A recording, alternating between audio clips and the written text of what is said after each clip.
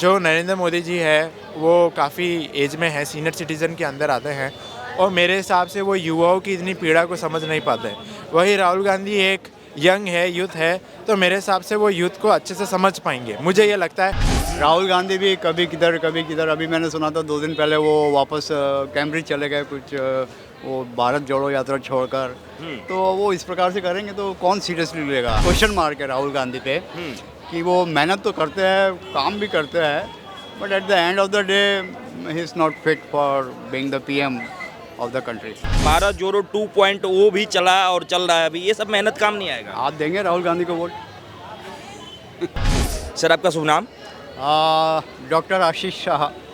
आशीष शाह, क्या करते हैं सर?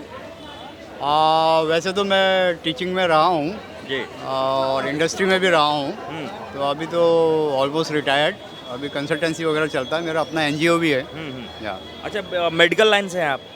नहीं या फिर पीएचडी PhD करके? अच्छा सर, एक बात बताइए, लोकसभा का चुनाव बहुत नज़दीक है, पीएम किसे देखना चाहेंगे आप इस बार, या फिर नरेंद्र मोदी को ही, या फिर बदलना चाह रहे हैं इस बार? या अभी जो हालात है और जो काम किया है उस हिसाब से तो मोदी जी है और उनका कोई अपोनेंट भी नहीं है। आप यदि आपके पास कोई नाम हो तो बताइए। मुझे तो लगता है कोई नाम ही नहीं है। नहीं, नाम तो हमारे पास क्या, हम तो मीडिया में वैसे तो नहीं, कोई जैसे वो competitor बता ही रहे नहीं हैं है ना। अब राहुल गांधी को कंपटीटर के रूप में उनको पेश किया जाता है, मुख्य विरोधी के रूप में, तो उसको कैसे देखते हैं आप? नहीं, with all credits to Rahul Gandhi for standing and fighting, but I think जो कांग्रेस पार्टी है वो अभी इट इज़ लॉस्ट बेसिकली, है ना। उसको क्लैरिटी नहीं है उसमें, उसका जो एक पॉलिटिकल पार्टी जो मैच्योरिटी और जो सीरियसनेस होना चाहिए वो नहीं है उधर।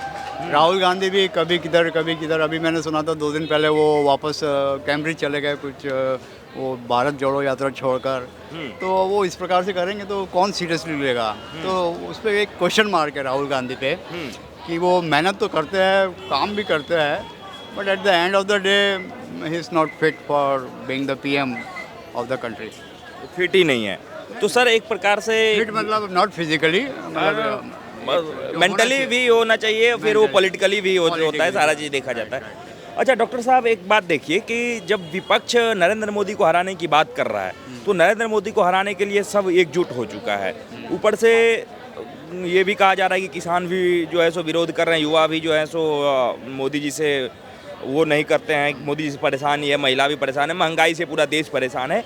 तो ये सारा मुद्दा होने के बाद भी पीएम मोदी ही कैसे जीत रहे हैं? कौन सा फैक्टर काम कर रहा है मोदी के पीछे? नहीं, देखिए, एक तो मोदी जी ने काम करा है पिछले 10 सालों में, हर क्षेत्र में काम हुआ है, इंफ्रा वगैरह में तो काफ़ी काम हुआ है, तो लोगों को दिख रहा है ये। और मैंने जैसे पहले बोला कि कोई क्रेडिबल अपोजिशन कॉम्पिटिटर है ही नहीं, तो ऐसे में तो लोग तो उसी को वोट देंगे और देखना चाहेंगे जो काम कर रहा है। क्योंकि जिस हिसाब से विश्व की जो जियो पॉलिटिक्स हम बोलते हैं, जिस हिसाब से वो चेंज हो रहा है, तो इस समय तो एक बहुत ही समझदार और बहुत अच्छे नेता की ज़रूरत है इंडिया को, और वो पीएम मोदी है। नहीं तो कोई दूसरा तो मतलब कहाँ का कहाँ पहुँच जाए। जैसे कोविड में भी जो है इन्होंने काफ़ी अच्छे से संभाला। फिर अभी जो यूक्रेन रशिया वार जो फॉरेन पॉलिसी थी ये भी अच्छी थी।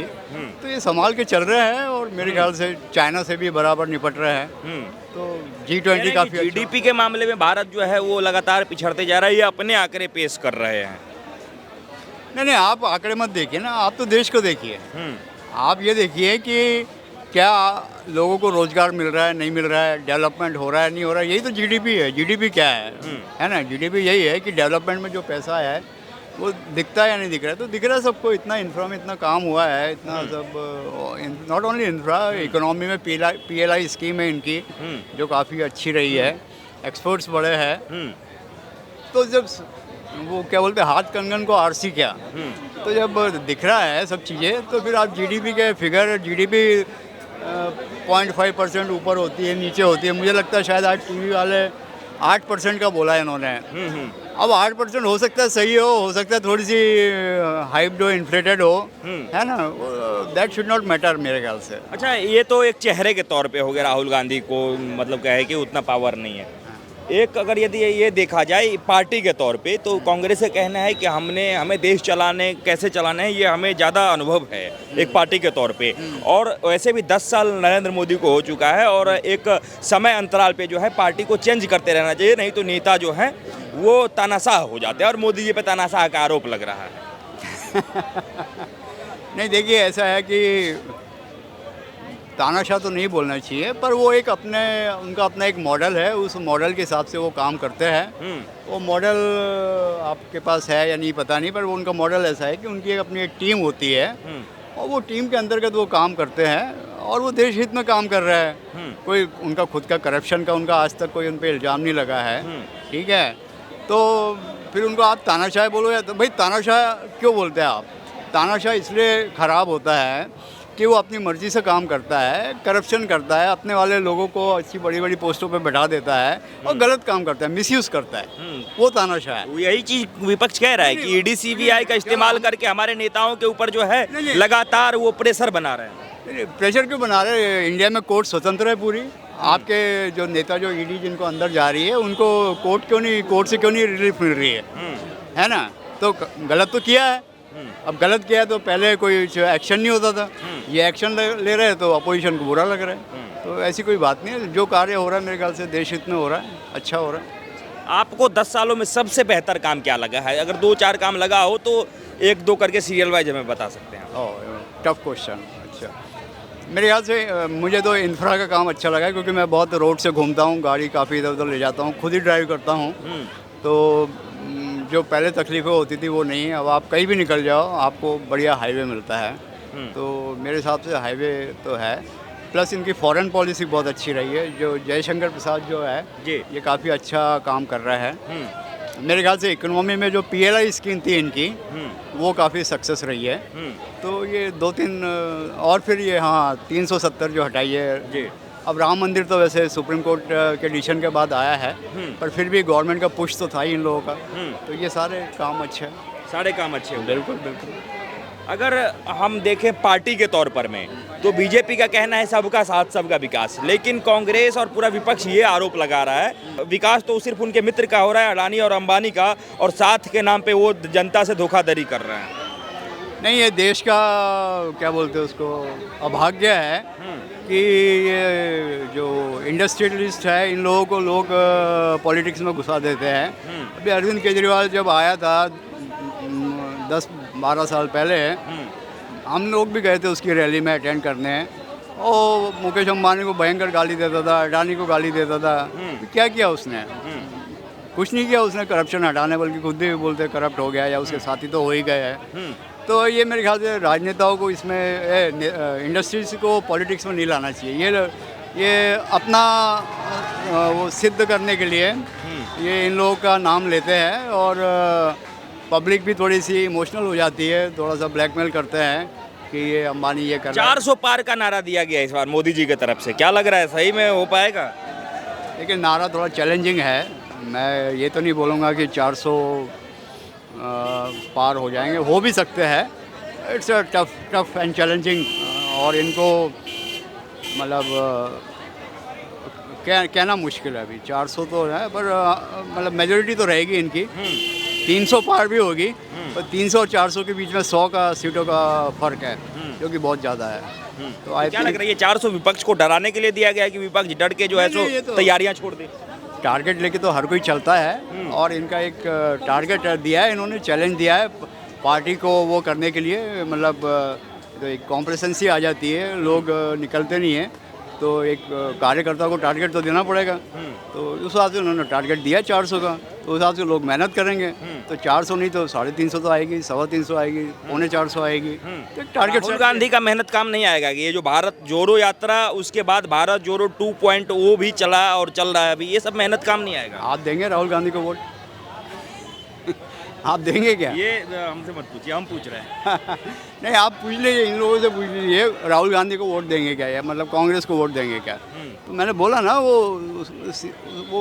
उसमें वो चीज़ ही नहीं है अभी, PM बनने लायक अभी वो नहीं है। अभी भारत जोड़ो करते। अगर चेहरा बदल दिया जाए तो कौन है फिर? कोई नहीं है। मल्लिकार्जुन?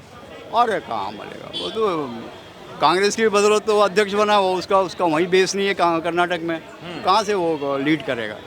तो अभी है तो पीएम पद की दावेदारी विपक्ष में बहुत सारे लोग कर रहे हैं, ममता बनर्जी भी कर रही है। नहीं, वो तब करते थे जब एक पार्टी स्ट्रांग नहीं होती थी, है ना। जैसे देवगौड़ा बन गए, और भी बहुत सारे बने, चंद्रशेखर जी बने, देवगौड़ा बने, तो ये लोग तब बने जब एक पार्टी मजबूत नहीं थी और जिनको वो नहीं मिलता था, तो सबका नंबर लग जाता था, सब लोग ट्राई करते थे, है ना। नीतीश कुमार जी ने कोशिश की अभी, ठीक है, पर उन्होंने देख लिया कि दाल गलने नहीं वाली है और ये चलने नहीं वाली है, तो वापस आ गए बीजेपी में। सर, यूपी की राजनीति जो है उसका बहुत चर्चा हो रहा है। यूपी के लड़के साथ आ गए हैं, अखिलेश यादव और राहुल गांधी।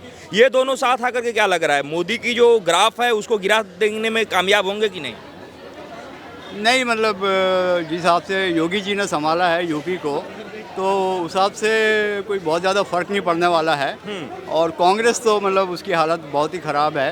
अब एसपी जरूर उसमें से थोड़ा बहुत 1-2 सीटों पे कुछ फ़ायदा मिल जाए उसको, पर अदरवाइज बहुत मुश्किल है। 80 में से कितना सीट मतलब एक आकलन लगा रहे हैं कि बीजेपी ले पाएगी इस बार? मतलब वो मिनिमम जो गारंटी रहती है, तो मेरे को लग रहा है 70 तो मिल ही जाएंगे। पिछले बार भी 72 में लेती है, और इस बार 75-78 तक जा सकती है। जा सकता है, बिल्कुल। मतलब राम मंदिर का लहर दिखने को मिलेगा। बिल्कुल बिल्कुल मिलेगा। राम मंदिर तो वही तो है, 400 का नारा उसी के दम पर तो है। उसी के दम पे और क्या, एक एक अंदर से वेव है। विपक्ष सही कहता है कि विकास के नाम पे वोट मांगेंगे मोदी जी तो नहीं मिलेगा, राम मंदिर पे मांगना ही पड़ेगा उनको। ये राम मंदिर के नाम पे मांग नहीं रहे वो, कहाँ मांग रहे वो, राम मंदिर के नाम पे नहीं मांग रहे वो, पर एक अंदर जो लोगों का इमोशन है वो बाहर आएगा, और वो जब बाहर आएगा तो 400 भी लग सकता है। ये लग सकता है। बिल्कुल। विकास में 10 में से कितना नंबर है मतलब मोदी जी के शासनकाल को मिलने वाला है? देखिए, ये बहुत रिलेटिव है। आप 10 में से 10 भी दे सकते हैं, 8 भी दे सकते हैं, पर 8 से नीचे तो नहीं देना चाहिए। तो आप, मैं 10 में से 10 दूंगा तो वो फिर कुछ आगे के लिए स्कोप नहीं होगा, तो मैं 10 में से 10 नहीं दूंगा, पर 8, 8.5 आराम से मिलते हैं। बिल्कुल। ठीक है सर, बहुत बहुत धन्यवाद डॉक्टर साहब। क्या शुभ नाम हुआ बाबू आपका? महेंद्र प्रताप सिंह राजावत, कहाँ के रहने वाले हैं? राजस्थान। राजस्थान के। कांग्रेसी है? नहीं, सेंट्रल। हाँ, अच्छा बुरा हम दोनों देखते हैं। अच्छा। किसको प्रधानमंत्री देखना चाहेंगे? जी, प्रधानमंत्री तो अभी फिलहाल मोदी जी टॉप पे है, तो फिर उन्हीं को ही देखना चाहेंगे।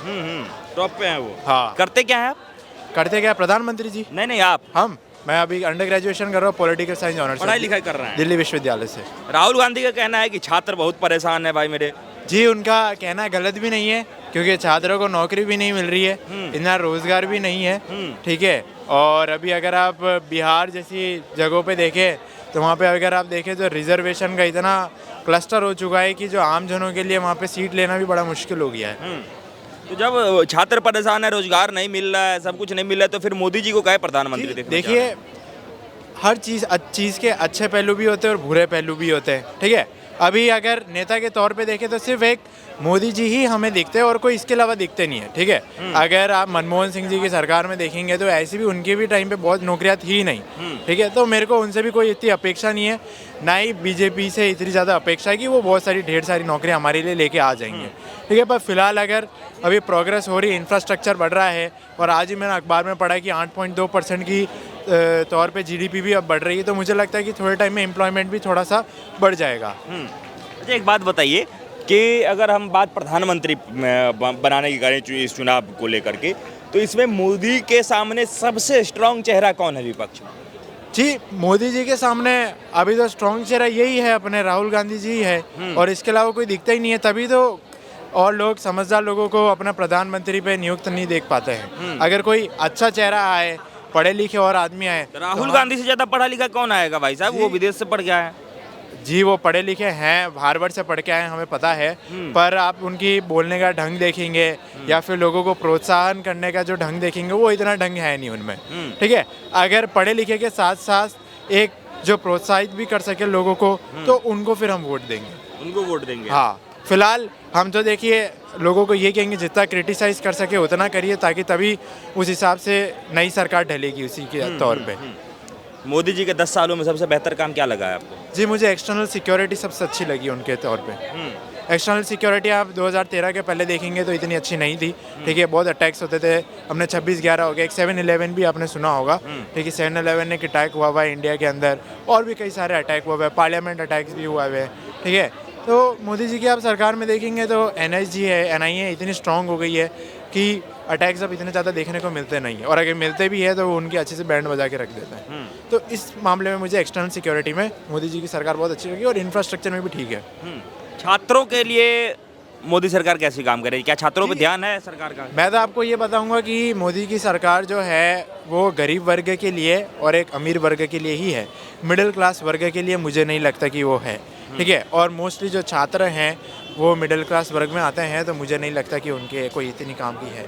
उल्टा और छात्रों को उनकी बढ़ावा करने की जगह उन्हें क्रिटिसाइज़ करना चाहिए, ताकि मोदी सरकार और अच्छे पहलू लेके आए और अच्छी एम्प्लॉयमेंट रेट लेके आए, ये मुझे लगता है। अगर राहुल गांधी कह रहे हैं कि हमें वोट दो, एक बार हमें हमारी सरकार को चुनो, हम जो है जाति जनगणना करवाएंगे, हम विकास भी करेंगे, सारी चीज़ें करेंगे, तो उनको चुनने में क्या बुराई है? जी देखिए, पहली बात तो उन्होंने अपना प्रदर्शन कहीं पे किया नहीं है ना। अगर वो कहीं के CM होते, उनकी रिपोर्ट हम देख पाते कि हाँ इनका ऐसा ऐसा प्रदर्शन है, तो भी हम उनको वोट देते, ठीक है।